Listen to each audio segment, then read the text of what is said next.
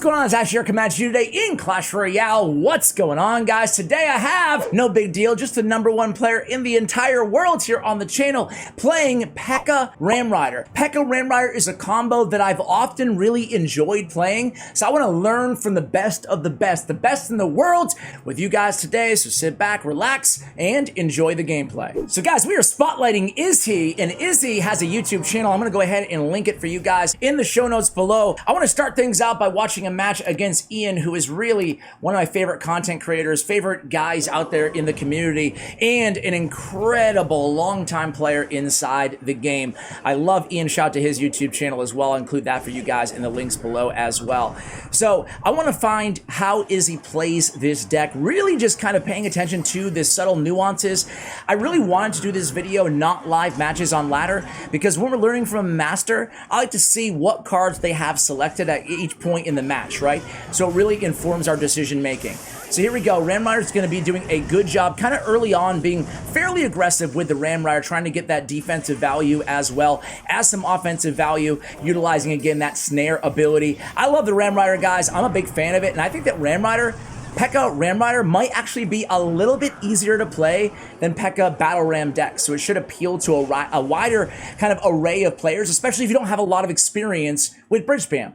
So far, so good in this match. Ian playing the classic Ian deck. What makes Ian so freaking good is he plays 2.6 Hog Cycle, he plays Hog Earthquake, he plays Minor Wall Breaker Cycle, he plays Fast Bait Cycle. He's a cycle player, and as you guys know, fast cycle decks usually require, an Expo Cycle too, right?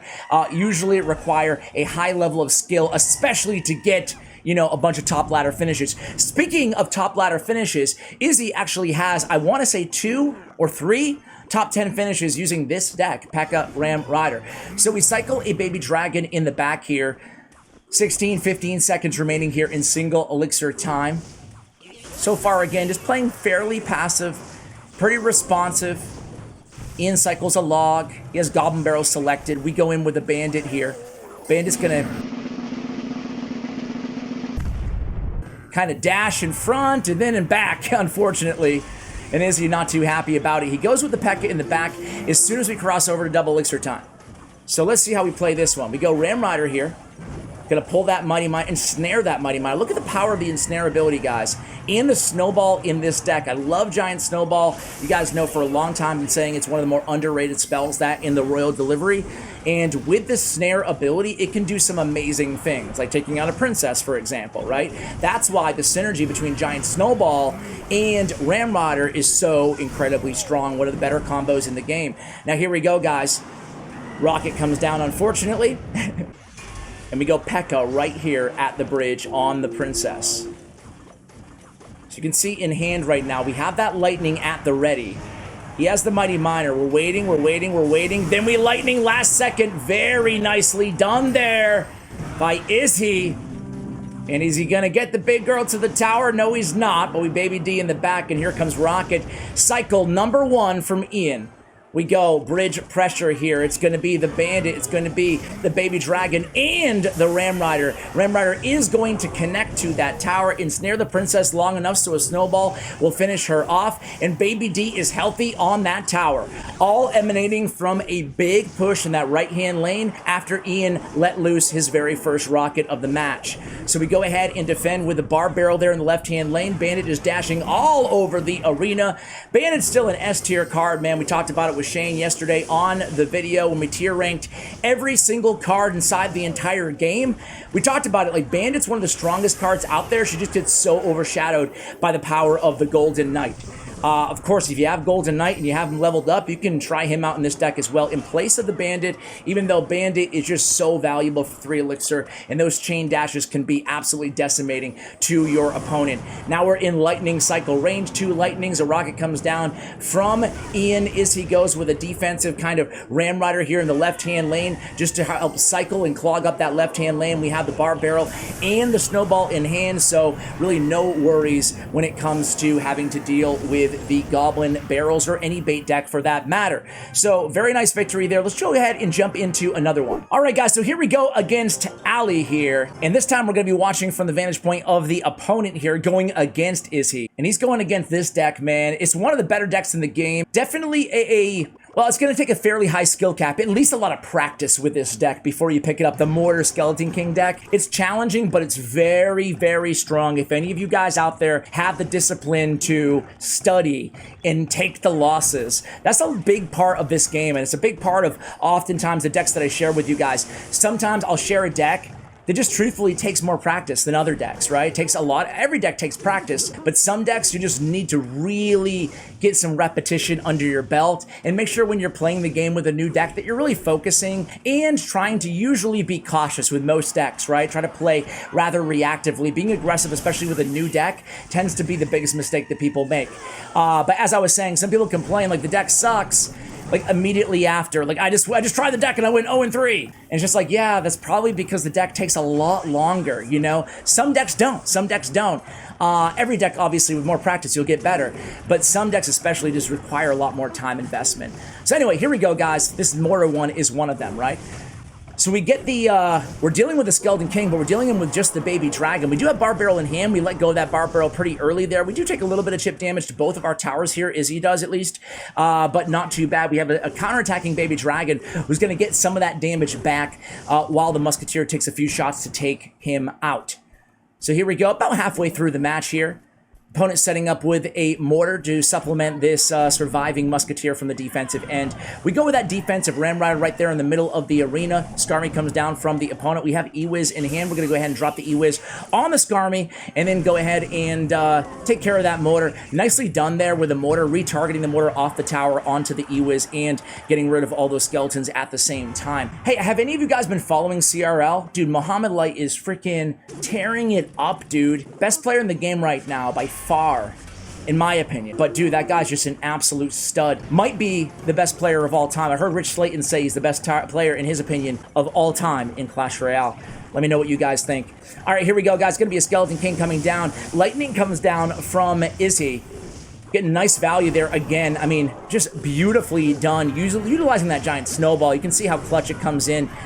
Even here to help keep the P.E.K.K.A. alive. We go in with a Ramrider, really not delaying there. The Ensnare's going to take care of those bats from the opponent. We are going to be able to connect there with a Ramrider in the left-hand lane. Meanwhile, forcing out an awkward defensive miner from the opponent, just trying to defend that charging bandit in the right-hand lane. Good game comes down from Ali, who's also a pretty good player in his own right. He's been on the channel before as well, although it's been probably years since we've had him on the channel. 3, 2, 1, and this is already, again, lightning range. You see how he plays this in, I don't want to say a control fashion. There is an element of control in any P.E.K.K.A. deck, in my opinion.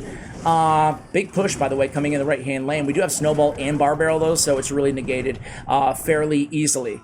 So anyway, an element of control here, but he does know when to turn up the heat a little bit with the Ramrider pushes, especially, and knows how to take advantage of surviving defensive units to parlay them into a bigger offensive push. Very clear here from the first two matches. Let's go ahead and watch another one, guys. All right, guys, speaking of minor wall breakers, let's go here and watch this replay against Remy. Another great player. I mean, you have to beat a bunch of great players to get to #1 in the world. Let's go ahead and watch his decision-making here. So we go with a Bandit against the Spirit Goblins to start things off here. Really just going to keep my eyes peeled up there at his hand. He likes to cycle Baby Dragons in the back when he's at full elixir, and there's not another obvious play to make. Doesn't support the Baby Dragons, just sees what the opponent is going to do because they basically have to react to a Baby Dragon. We get 2 breaths on the tower there, and we get their Fireball out of hand. That allows us to cycle the Ewiz in the back as well. And again, you can see we're not supporting this Electro Wizard here in single elixir time. We're just waiting for the opponent to respond. Again, this is a perfect example of what we were talking about in the last match, highlighting the control aspects of the deck, right? Now he has to respond, the opponent has to respond to the Ramrider, So far, we've been super reactive. The opponent, unfortunately, does get that magic archer. Beautiful snowball there, pushing that magic archer out of, or saving a hit or two on our tower and pushing him, into the range of P.E.K.K.A. Here it comes. Going to be a P.E.K.K.A. and Baby Dragon. Nice wall breakers by the opponent, though. We go in with a bar barrel as well, trying to get that P.E.K.K.A. to the tower, unable to do so. We do get a nice hit to make it 2 hits there against that Valkyrie, taking down the opponent's Valkyrie. Very, very well done there on the offensive end, able to get the most out of that push. And check out the elixir, guys. It's still pretty even. Actually, we have about elixir, half elixir to an elixir advantage right now inside the matchup. Bandit at bridge. And she's going to... That was a pretty nice defense by the opponent, honestly. Here we go. It's going to be a Ram Rider, again, parlayed with a surviving Ewiz. You love the...